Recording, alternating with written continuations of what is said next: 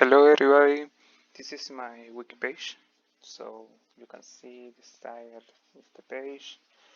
First of all, you can see the link of the page, the previous page. We come back.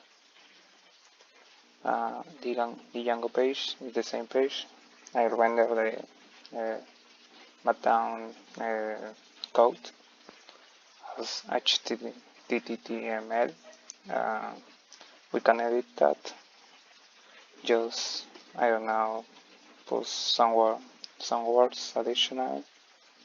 So here appear, we can edit again, and we can change that. Let me see that.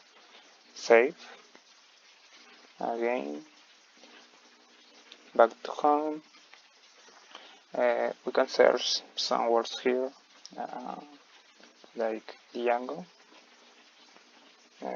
Redirect to the Django page. A page with a word with D. Django student. Random page. Here we can see it's a random page. Git student. CSS. Student again. Django. We can create a new page. I have the title here, maybe Harvard, and here put something like Harvard. Harvard is a university, so